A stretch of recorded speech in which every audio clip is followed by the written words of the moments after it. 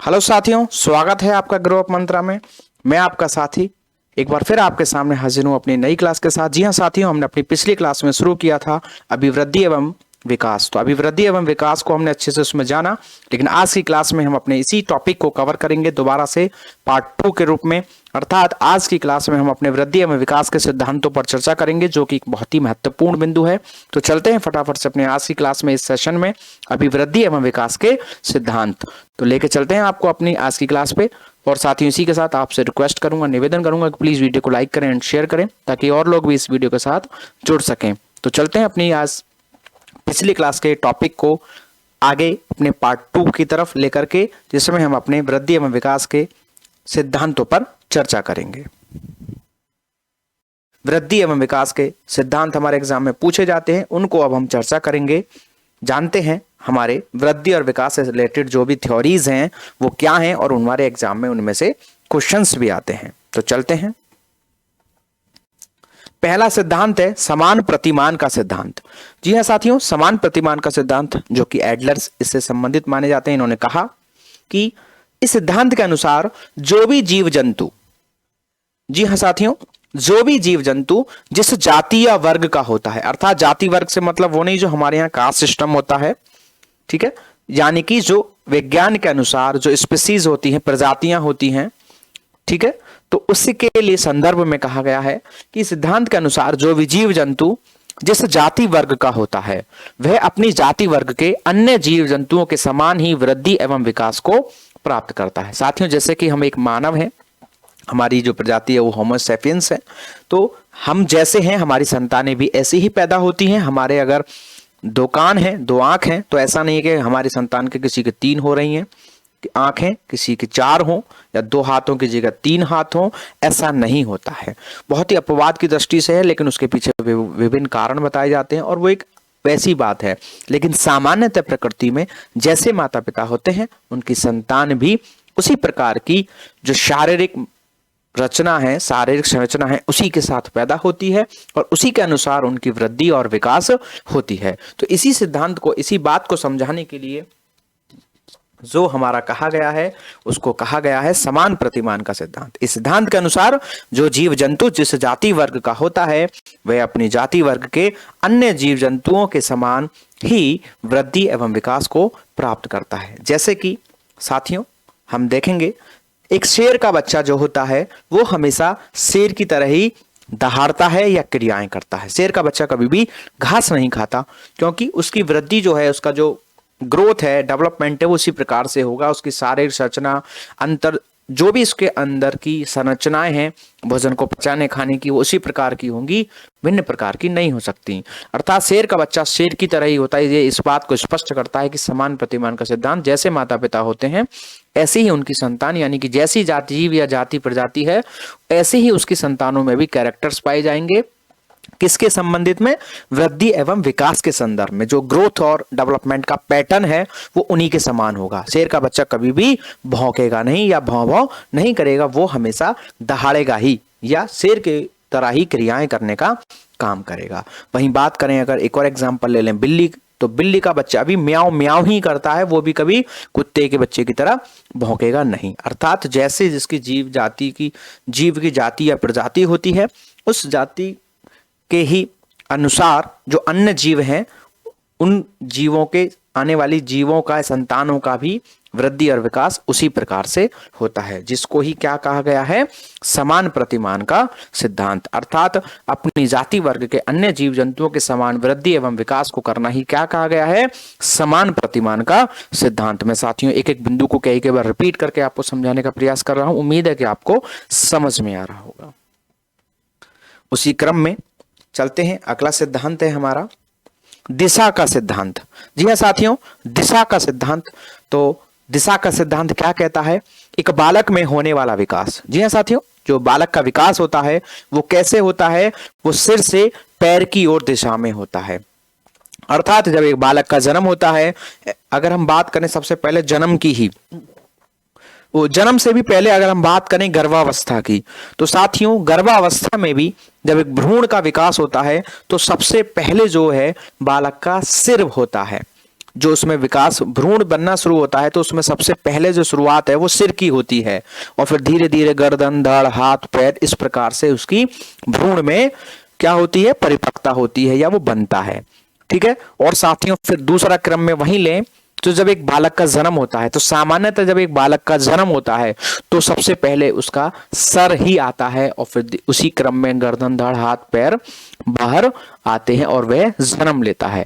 और फिर बात करें अगर जन्म के बाद भी तो सबसे पहले अगर साथियों थोड़ा सा याद करें, अगर आपके आसपास बच्चे हैं, आपने कभी बच्चों को खिलाया है, उनको घुमाया है, उनको गोदी में लिया है, तो आप महसूस कर पाएंगे, याद कर पाएंगे कि जब एक बच्चा बिल्कुल छोटा होता है, नवजात शिशु होता है जिसने हाल ही में जन्म लिया है, तो आपको उसके सिर को पकड़ना पड़ता है, वरना उसकी गर्दन जो है वो मुड़ जाती है या लटक जाती है। लेकिन कुछ समय बाद आपको सर को उसके नहीं पकड़ना पड़ता है, तो धीरे धीरे वो अपने सिर पर कंट्रोल करना शुरू कर देता है। सिर यानी कि कहीं ना कहीं गर्दन उसी से कनेक्टेड है तो वो हो जाता है। फिर धीरे धीरे साथियों वो बिस्तर पर लेटे लेटे अपने शरीर को उठाने की कोशिश करता है और फिर धीरे धीरे बिस्तर पर गोल गोल घूम घूम कर दूसरी जगह पहुंच जाता है। उसके बाद वो अपने हाथों को चलाने का प्रयास करता है, रैंडमली चलाता है शुरुआत में, फिर धीरे धीरे वस्तुओं को एक बार में पकड़ना सीख जाता है और फिर चीजों को पकड़ पकड़ के पैरों पे खड़ा होना सीखता है और फिर चीजों को पकड़ के और पैरों पे खड़े होकर चलना सीखता है और धीरे धीरे फिर हाथ को छोड़ देता है और अपने पैरों पर ही खड़ा होना, स्वयं से ही खड़ा होना सीख लेता है। तो अर्थात एक बालक का जो वृद्धि या विकास है वो हमेशा एक निश्चित दिशा में होती है। अर्थात कोई भी बालक सीधे अपने पैरों पर नहीं खड़ा हो सकता, सीधे हाथों को चलाना नहीं सीख लेता। पहले वो अपने सिर पर कंट्रोल करता है, फिर गर्दन, फिर धड़, फिर हाथ और पैर। इसी प्रकार से एक बालक का विकास होता है, एक निश्चित दिशा में होता है। इसलिए इसे दिशा का सिद्धांत कहा गया है, जिसके अनुसार एक बालक का विकास सिर से पैर की ओर होता है। ये बहुत ही मोस्ट इंपोर्टेंट है, अक्सर एग्जाम में पूछे जाने वाला क्वेश्चन है साथियों। सीटेट में नहीं, यूपी टेट में भी और विभिन्न प्रकार की अदर स्टेट के एग्जामिनेशंस में पूछा गया ये क्वेश्चन है, तो बहुत ही महत्वपूर्ण है। आपको अच्छे से इसको समझना चाहिए, याद करना चाहिए, क्योंकि एग्जाम में 100% उम्मीद है इसमें से क्वेश्चन के आने की। तो एक बालक में होने वाला विकास सिर से पैर की ओर दिशा में होता है। इसका क्रम है सिर, गर्दन, धड़, हाथ और पैर। साथियों इसी विकास को जो हमारा दिशा का सिद्धांत है, इसको पर्टिकुलर कुप्पस्वामी जी ने क्या कहा है, मस्तकोदोमुखी विकास भी कहा है। सिर से पैर की ओर सिद्धांत को क्या कहा है कुप्पस्वामी ने, इसे मस्तकोदोमुखी विकास भी कहा है।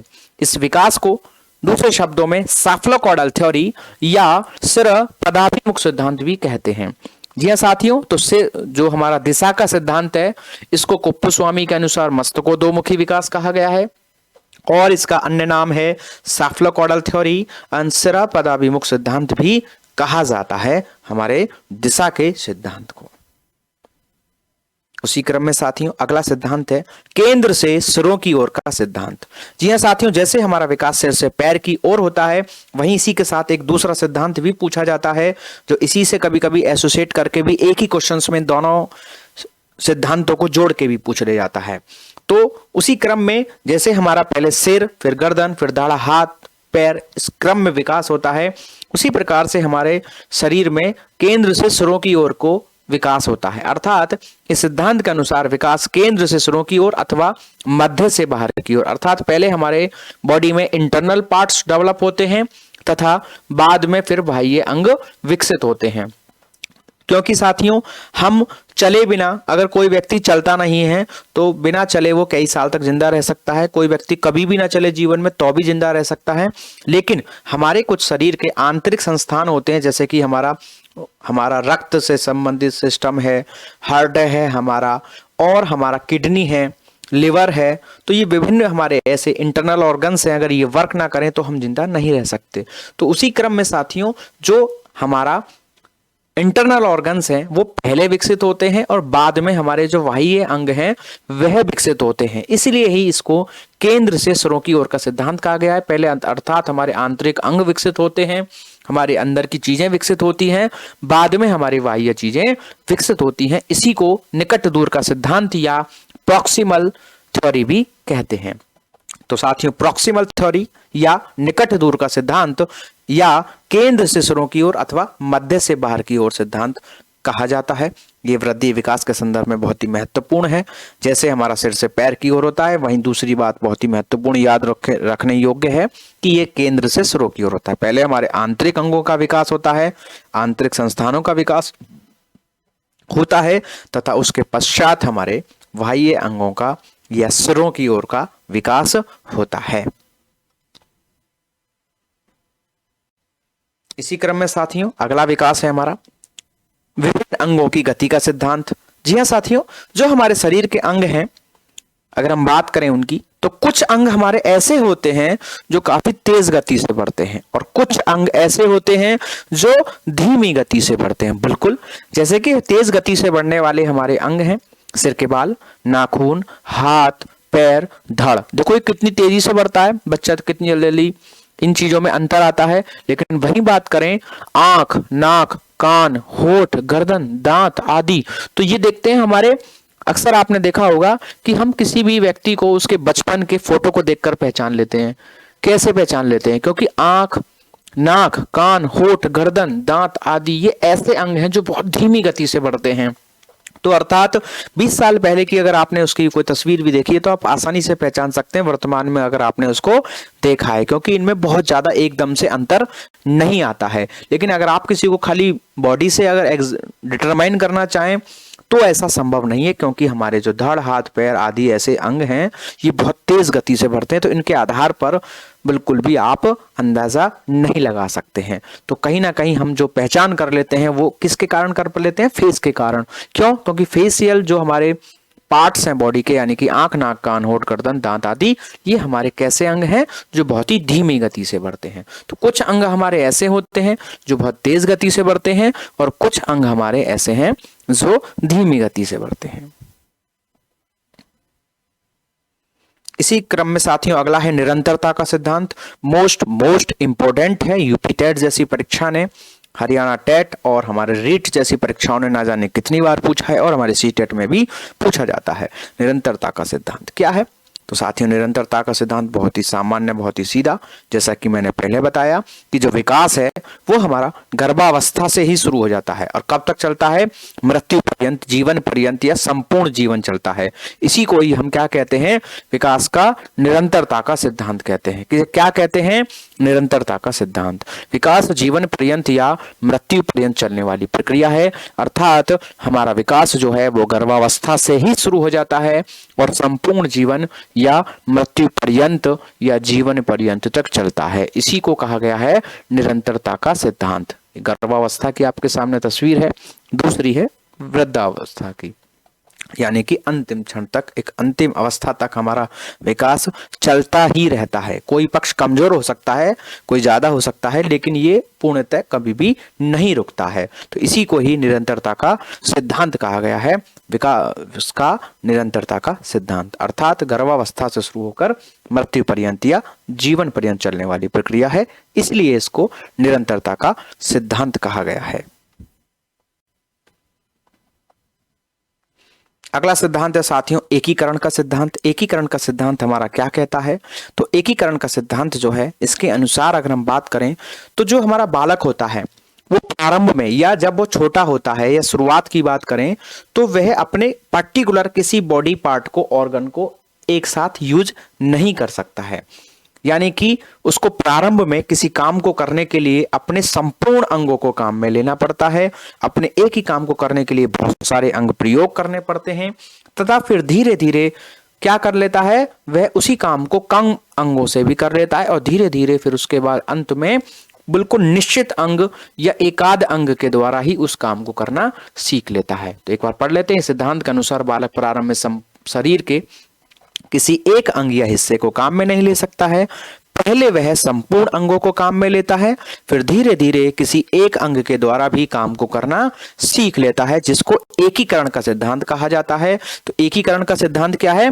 पहले वो अपने संपूर्ण अंगों को प्रयोग करता है, धीरे धीरे कम अंगों को प्रयोग करता है और फिर अंत में एक समय के बाद वो निश्चित अंग या बहुत ही कम अंगों का प्रयोग करके उस काम को करना सीख लेता है। इसके संदर्भ में कुछ एग्जाम्पल देख लेते हैं।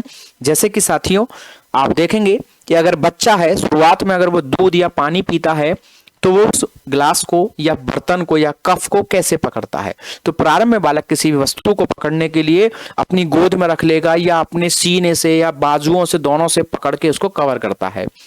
जैसा कि आप पिक्चर में देख पा रहे हैं, पहली पिक्चर में बच्चा इस दूध को पीने के लिए या जो भी चीज पी रहा है तो अपनी पूरी बाजू ली है, हाथों के अलावा पूरी अपनी भुजा को भी सपोर्ट में लिया है, थोड़ा सा अपने कंधे यानी कि चेस्ट के साथ और कंधे के साथ भी इसको टच किया है और दूसरे हाथ को भी टच किया है। और जब वो उस पानी को या दूध को पी पा रहा है तो प्रारंभ में बालक कैसे करता है, संपूर्ण अंगों को प्रयोग करता है। तो देख पा रहे हैं आप इसमें कितने सारे अंग इसने एक बार में प्रयोग किए हैं एक काम को करने के लिए। जैसे ही वो थोड़ा और बड़ा होता है, जैसा कि आप सेकंड पिक्चर में थोड़ा सा गौर करें, तो ये बच्चे दो हाथों को प्रयोग करते हुए दूध पी रहे हैं, लेकिन अब इन्होंने कोई बॉडी पार्ट और कोई जो पार्ट है वो प्रयोग नहीं किया है, यानी कि चेस्ट या शोल्डर आदि कोई पार्ट यूज नहीं कर रहे हैं, लेकिन दो हाथ अभी भी लगे हुए हैं। और फिर जैसे ही वो बालक और बड़ा होता है, तो जैसा कि आप थर्ड पिक्चर में देख पा रहे हैं, तो इसमें खाली सिंगल हैंड एक ही हाथ को यूज किया जा रहा है और बड़े इजीली आसानी से वो बच्चा पानी को पी पा रहा है। तो इसी को कहा गया है एकीकरण का सिद्धांत, अर्थात बालक प्रारंभ में किसी भी वस्तु को पकड़ने के लिए अपनी गोद में रखकर चीजों को पकड़ता है, पेट और हाथ आदि का भी सहारा लेता है, फिर धीरे धीरे एक हाथ से करना सीख जाता है और बाद में फिर उसी काम को सिर्फ उंगलियों से भी करना सीख लेता है। उसी संदर्भ में साथियों एक और उदाहरण देता हूं कि प्रारंभ में जब बालक को एक पेंसिल या पेन दिया जाता है तो वह उसको पूरा अपनी मुट्ठी में पकड़ता है और फिर धीरे धीरे उनको उंगलियों से भी ठीक से अपनी पकड़ना सीख लेता है। पहली बार वो अपनी क्या करता है, पेंसिल को अपनी मुट्ठी में ही बंद करके पकड़ता है, जो कि जिसके द्वारा लिखना बिल्कुल भी संभव नहीं हो सकता है, लेकिन वो पकड़ता ऐसे ही है। तो इसी को कहा गया है एकीकरण का सिद्धांत। उसी के संदर्भ में एक और एग्जाम्पल आपके सामने है। पहले बच्चा लेट कर चलता है, जैसा कि पहले पिक्चर में देख रहे हैं, फिर घुटनों पर चलना सीखता है, फिर पैरों पर चलना सीखता है। तो जब बच्चा लेट कर चलता है यानी कि अपने पेट, बाजू यानी कि भुजा, पैर सबका प्रयोग कर रहा है मूवमेंट करने के लिए। वहीं थोड़े समय बाद घुटनों पर चला यानी कि पैर और सिर्फ हाथों का प्रयोग कर रहा है, और कुछ समय बाद हाथ और पैर यानी कि खड़ा हो गया इससे और फिर खाली पैरों पे भी चलना सीख लिया। तो प्रारंभ में अपने संपूर्ण अंगों को प्रयोग कर रहा था और अब धीरे धीरे अपने निश्चित अंग द्वारा भी उस काम को कर पा रहा है। तो इस प्रकार की जो बालक में क्षमता पैदा होती है उसी को एकीकरण का सिद्धांत कहा गया है, अर्थात शुरुआत में ज्यादा अंगों का प्रयोग, धीरे धीरे निश्चित अंग का प्रयोग, इसी को एकीकरण का सिद्धांत कहा गया है। अगला है साथियों सामान्य से विशिष्ट की ओर का सिद्धांत। जी हां साथियों, सामान्य से विशिष्ट की ओर का सिद्धांत, इसके अनुसार क्या कहा गया है, तो इसके अनुसार बाल विकास की प्रक्रिया में बालक के प्रत्येक प्रकार का विकास, जैसे कि भाषात्मक विकास, चलना, पढ़ना, लिखना, खेलना, खाना आदि जो सभी भी सामान्य प्रक्रियाएं होती हैं, जो भी प्रक्रियाएं होती हैं, ये शुरुआत में सामान्य रूप से शुरू होती हैं। जी हां साथियों, सामान्य से विशिष्ट यानी कि पहले वो उनको कैसे करते हैं, एक सरसरी तौर पर एक सामान्य नियम मानते हुए चलते हैं, धीरे धीरे उसमें क्या है विशिष्टता आती है, स्पेसिफिक उनके नाम, उनकी परिस्थितियां, कैरेक्टर्स को धीरे धीरे हम बाद में जानते हैं। समय और परिस्थितियां और आवश्यकता के अनुसार क्या होता चलता है, हमारी चीजों में विशिष्टता आती चलती है। इसी को सामान्य से विशिष्ट की ओर का सिद्धांत कहा गया है। लेकिन साथियों इसी के साथ, इतने ही शब्दों के साथ आपको ये बात शायद समझ में नहीं आई होगी, तो इसके लिए हम आपके सामने एक एग्जाम्पल को चर्चा करेंगे जिससे आपको अच्छे से समझ में आ जाए। सामान्य से विशिष्ट का मतलब है कि प्रारंभ में हम किसी भी चीज को एक सामान्य नाम ले लेते हैं, सामान्य रूप से उसको जान लेते हैं, धीरे धीरे फिर हम उसमें स्पेसिफिक या डिटेल्ड नॉलेज प्राप्त करते हैं। जैसे प्रारंभ में बच्चा खाने पीने की वस्तुओं को क्या कहता है, चीज कहता है या हप्पा कहता है। मुझे क्या चाहिए बेटा, तो कहेगा मुझे चीज चाहिए, मुझे हप्पा चाहिए। उससे पूछेंगे कौन सी चीज चाहिए तो वो मना करेगा ये नहीं चाहिए। फिर पूछेंगे तो क्या चाहिए, तो हम सोचते हैं कि नाम ले, लेकिन उसको नाम याद ही नहीं होंगे इस प्रारंभ में, तो वो क्या करेगा ऐसे नाम बोलेगा जैसे कि चीज चाहिए हप्पा। तो उसने एक साधारण एक नाम बना लिया, सामान्य नाम ले लिया, और बाद में धीरे धीरे फिर वो उनके पर्टिकुलर नाम लेना सीख जाता है कि मुझे चॉकलेट चाहिए, टॉफी चाहिए, कैंडी चाहिए। तो इस प्रकार की जो भी उसके खाने पीने की वस्तुएं हैं वो उनको क्या कहता है, प्रारंभ में चीज या हप्पा कहकर पुकारता है। तो उन्होंने इसको एक पर्टिकुलर एक नाम दे दिया, उनको कैटेगराइज करते हुए चीज या हप्पा, लेकिन धीरे धीरे उनके वो पर्टिकुलर नाम लेना सीख जाता है। तो इसी को कहा गया है सामान्य से विशिष्ट की ओर। अर्थात बालक का जो वृद्धि और विकास वो कैसे होता है, पहले बालक किसी भी चीज को सामान्य तौर पर ग्रहण करता है, एक मोटे मोटे सरसरे तौर पर उसको एक कुछ विशेष एक दो खूबी को ध्यान में रखकर उसको याद कर लेता है, और धीरे धीरे फिर उनको कैरेक्टराइज करना, वर्गीकरण करना, या अलग अलग प्रकार से उनको बताना, उनके विभिन्न पक्षों के बारे में जानकारी देना सीख जाता है। उसी को सामान्य से विशिष्ट की ओर वृद्धि एवं विकास का सिद्धांत कहा गया। एक और उदाहरण डिस्कस करते हैं साथियों, जैसे कि छोटे छोटे बच्चे होते हैं, प्रारंभ में वो छोटे मोटे कीड़े मकोड़े आदि या छोटे छोटे जानवर कोई भी हो, उन सब के नाम से नहीं जानता है। तो प्रारंभ में अगर उनके सामने ये कोई भी कीड़े मकोड़े या जानवर आते हैं, जैसे कि ये बच्ची है जो डर रही है, तो डरती हैं, या बच्चे डरते हैं और कहते हैं कि हवा हुआ हुआ या हवा आ गया, तो जानवरों के वो नाम न जानते हैं, तो उस समय प्रारंभ में वो क्या करते हैं, उनको एक सामान्य नाम दे देते हैं, हवा।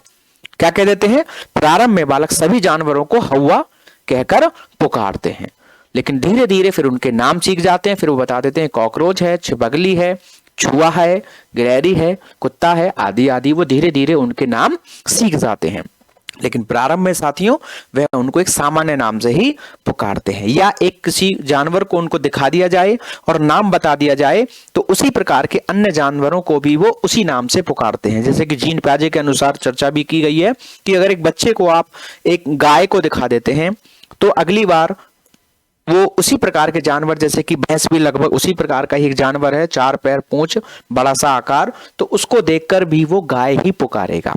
लेकिन धीरे धीरे फिर वो क्या करता है, उनमें विशेषता आती चलती है, वो कैरेक्टर, कलर और भी विभिन्न कैरेक्टर्स के आधार पर उनके डिफरेंशिएट करने की क्षमता आ जाती है, अर्थात उसमें विशिष्टता आने लगती है। तो इसी को कहा गया सामान्य से विशिष्ट की ओर का सिद्धांत। उसी संदर्भ में साथ ही एक और एग्जाम्पल लूंगा। जैसे कि हमने प्रारंभ में पहले संज्ञा पढ़ी, लगभग दूसरी तीसरी क्लास से हम संज्ञा पढ़ना शुरू कर देते हैं। वहां संज्ञा का मतलब क्या होता था कि किसी भी वस्तु, व्यक्ति, प्राणी आदि आदि के नाम को संज्ञा कहते हैं, लेकिन हम आज तक भी संज्ञा ही पढ़ रहे हैं। तो ऐसा क्या है, तो धीरे धीरे हमने उसके प्रकार जाने, फिर प्रकार के अंदर भी अगर कोई प्रकार है तो हमने उनको जाना, फिर उसमें उदाहरण जाने, फिर उनके अपवाद जाने। तो धीरे धीरे हमें क्या आती चल रही है, उसमें विशिष्टता आती चल रही है। उसी क्रम में हमारी हम पढ़ाई को लें तो हमने कभी हिंदी पढ़ी या कोई भी सब्जेक्ट पढ़ा, विज्ञान, फिर धीरे धीरे वो डिफरेंशिएट होता चला गया, फिजिक्स, केमिस्ट्री, बायोलॉजी और डिफरेंट सब्जेक्ट में, फिर पर्टिकुलर बायोलॉजी वगैरह जैसे आपकी जूलॉजी और बॉटनी में डिवाइड हो गई। इसी प्रकार से क्या आने लगती है, हमारी चीजों में विशिष्टता। तो अर्थात इस जीवन में व्यक्ति जैसे भी कोई भी चीज करता है, समझता है, सीखता है, पढ़ता है, वो पहले सामान्य रूप से करता है और फिर धीरे धीरे उसमें क्या आने लगती है, विशिष्टता आने लगती है, गहराई से या व्यापकता से उन चीजों को जानने लगता है। इसी को ही वृद्धि एवं विकास के संदर्भ में सामान्य से विशिष्ट की ओर का सिद्धांत कहा गया है। अगला है साथियों, विकास के संदर्भ में, वृद्धि एवं विकास के सिद्धांतों के संदर्भ में निश्चित क्रम का सिद्धांत। अर्थात साथियों हमारे जो भी विकास होते हैं उनका एक निश्चित क्रम होता है, हमने विशेषताओं में भी जानी थी। जैसे कि एग्जाम्पल ले लेते हैं हमारा भाषात्मक विकास, तो इसका भी अपना एक निश्चित क्रम है, LSRW। अर्थात हम पहले भाषात्मक विकास के संदर्भ में पहले सुनते हैं, L का मतलब लिसनिंग यानी कि सुनने से है, तो पहले हम चीजों को सुनते हैं, फिर स्पीकिंग यानी कि बोलते हैं, फिर पढ़ने की यानी कि रीडिंग, और फिर W यानी कि राइटिंग की क्षमता हमें विकसित होती है। उसी क्रम में पहले हमारा शारीरिक विकास होता है, फिर हमारा क्रियात्मक विकास होता है। पहले हम पूरे शरीर के सहारे चलना सीखते हैं, फिर घुटनों और हाथ के बल, फिर पैर और हाथ को खड़े होकर के सपोर्ट से, और फिर पैरों से चलना सीखते हैं। तो कहीं ना कहीं हमारे जो भी वृद्धि विकास हो रहा है वो एक निश्चित क्रम में हो रहा है। साथियों भाषात्मक विकास हम एक अपने अलग क्लास में एक पूरा चैप्टर के फॉर्म में भी करेंगे, वहां यहाँ पर सिर्फ इतना ही, लेकिन हमने इसको थोड़ा सा यहाँ बताया है, डिटेल में हम अपनी एक अलग क्लास में भी इस पे चर्चा करेंगे। तो निश्चित क्रम का सिद्धांत या गामक सिद्धांत भी कहते हैं, इसमें बालक में होने वाला विकास एक निश्चित क्रम में होता है। जैसे भाषा विकास LSRW दिशा में होता है, listening, speaking, reading and writing. वहीं साथियों अगर मारिया मॉन्टेसरी की बात करें तो वहां पर LSWR है, अर्थात मारिया मॉन्टेसरी के अनुसार लिसनिंग, स्पीकिंग के बाद पहले लिखना है, बाद में पढ़ना है। लेकिन सामान्यतः जो वर्गीकरण है वो LSRW है। याद रखेंगे, अगर मारिया मॉन्टेसरी का नाम आएगा तो फिर हम पहले पढ़ने से पहले लिखने को रखेंगे और पढ़ना बाद में। तो मारिया मॉन्टेसरी के अनुसार LSWR है, लेकिन एक सामान्य जो भाषात्मक विकास का क्रम बताया गया है, दिशा बताई गई है, वो LSRW ही है। अगला है साथियों, विभिन्न अवस्थाओं में वृद्धि एवं विकास की गति का सिद्धांत, अर्थात विभिन्न अवस्थाओं में हमारी वृद्धि और विकास कैसे होती है। तो साथियों, शैशवावस्था में जो हमारा शारीरिक व मानसिक विकास है वो बहुत तेज गति से होता है, बहुत ही तेज गति से होता है, ये अक्सर पूछा जाता है। याद रखना है, सबसे तेज गति से पूछे अगर हमारा शारीरिक और मानसिक विकास तेज गति से पूछे कि किस अवस्था में होता है तो उत्तर होगा शैशवावस्था। जी हाँ साथियों, बहुत ही इंपॉर्टेंट बात है, याद रखने योग्य बात है। सबसे तेज गति से पूछे तो शैशवावस्था, और पूछे सर्वाधिक होता है या सर्वाधिक किस अवस्था में होता है, शारीरिक व मानसिक विकास सबसे अधिक या सर्वाधिक किस अवस्था में होता है तो उत्तर होगा किशोरावस्था। लेकिन पूछे सबसे तेज गति से होता है तो उत्तर होगा शैशवावस्था। वहीं बाल्यावस्था में साथियों शारीरिक व मानसिक विकास की गति थोड़ी धीमी हो जाती है, और किशोरावस्था में सर्वाधिक होता है या सबसे अधिक होता है, और फिर प्रौढ़ावस्था में हमारी वृद्धि स्थिर हो जाती है, हमारी वृद्धि रुक जाती है, और उसी क्रम में फिर हमारी जो वृद्धावस्था आती है तो हमारी वृद्धि का पतन होना शुरू हो जाता है, हमें कमर झुक जाती है, दांत गिर जाते हैं, बाल उड़ जाते हैं, त्वचा हमारी रूखी हो जाती है, एनर्जी लेवल कम हो जाता है, कोशिकाओं की वृद्धि कम हो जाती है, बीमारियां, हम रोगों से लड़ने की क्षमता कम हो जाती है, अर्थात विभिन्न क्षमताएं हमारी ग्रोथ एंड डेवलपमेंट से संबंधित कम हो जाती हैं, याददाश्त चीजें हम भूलने लगते हैं। तो कहीं ना कहीं मानसिक पक्ष भी प्रभावित हुआ। धीरे धीरे जब एज बढ़ती है, वृद्धावस्था आती है तो हमारी वृद्धि और विकास दोनों का ही कहीं ना कहीं पतन होना शुरू हो जाता है। लेकिन फिर भी सारे प्रभावित नहीं होते हैं पक्ष विकास के, इसलिए हम ऐसा कहते हैं कि विकास जीवन पर्यंत चलता है।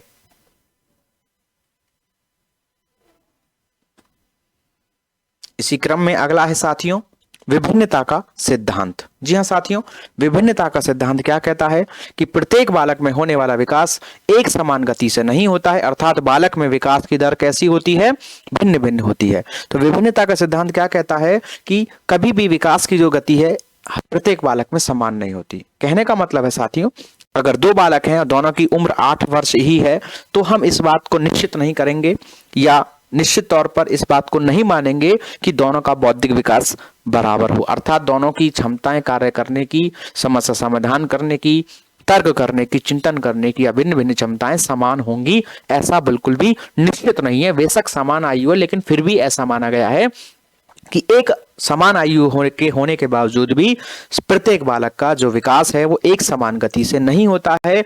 इसी को ही विभिन्नता का सिद्धांत कहा गया है। प्रत्येक बालक में होने वाला विकास एक समान गति से नहीं होता है, अर्थात बालक में विकास की दर भिन्न भिन्न होती है।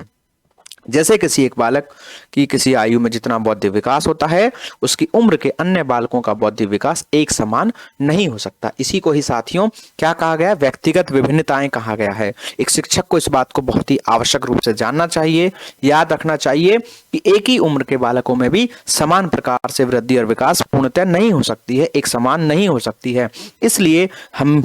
इसलिए ही हम विभिन्न शिक्षण विधियों और विभिन्न शिक्षण सहायक सामग्रियां और विभिन्न प्रकार की अप्रोचेस को अपने टीचिंग्स में लगाने का प्रयास करते हैं, क्योंकि कभी भी एक ही एज के बालक भी पूर्णतः समान नहीं हो सकते हैं। अगला है वंशानुक्रम एवं वातावरण का सिद्धांत। जी हाँ साथियों, हमारे वृद्धि एवं विकास में वंशानुक्रम यानी कि हेरिडिटी एंड एनवायरमेंट का हमारा विशेष एक महत्वपूर्ण रोल है, क्योंकि जो हमारे अंदर व्यक्तिगत विभिन्नताएं पाई जाती हैं, जो हमारी रुचि है, हमारी इच्छाएं हैं, जो हमारा मानसिक और शारीरिक क्षमताएं हैं, वो हमारे वंशानुक्रम को उसमें कहीं ना कहीं महत्वपूर्ण माना गया है। और जो हमारी अपने आसपास के लोगों से समायोजन करने की क्षमता है, विभिन्न प्रकार की क्षमताएं हैं अन्य, वो हमारी वातावरण से विकसित होती हैं। अर्थात वृद्धि एवं विकास के संदर्भ में हमारा वंशानुक्रम और वातावरण एक बहुत ही महत्वपूर्ण रोल प्ले करते हैं। वंशानुक्रम के द्वारा ही बालक में क्या पाई जाती है, व्यक्तिगत विभिन्नताएं पाई जाती हैं, और वातावरण के द्वारा व्यक्ति में समायोजन करने की क्षमता पैदा होती है। तो वंशानुक्रम एवं वातावरण, वंशानुक्रम यानी कि व्यक्तिगत विभिन्नताएं, वातावरण यानी कि समायोजन करने की क्षमता पैदा करती है। तो वृद्धि एवं विकास के संदर्भ में बहुत ही महत्वपूर्ण याद रखने योग्य बात कि वंशानुक्रम और वातावरण का बहुत ही महत्वपूर्ण स्थान है। वंशानुक्रम हमारी व्यक्तिगत विभिन्नताओं को बनाता है और वातावरण हमारी समायोजन करने की क्षमता को पैदा करता है। अगला सिद्धांत है चक्राकार विकास का सिद्धांत। जी हाँ साथियों, चक्राकार विकास का सिद्धांत क्या कहता है कि विकास के दौरान हमारे कुछ अंग काफी तेज गति से विकसित होते हैं और कुछ अंग काफी मंद गति से होते हैं। जैसा कि मैंने आपको पहले भी बताया कि हमारे आंख, नाक, कान, होठ, गर्दन, दांत आदि धीरे धीरे बढ़ते हैं और हमारे शरीर, धड़, हाथ, पैर बहुत तेज गति से।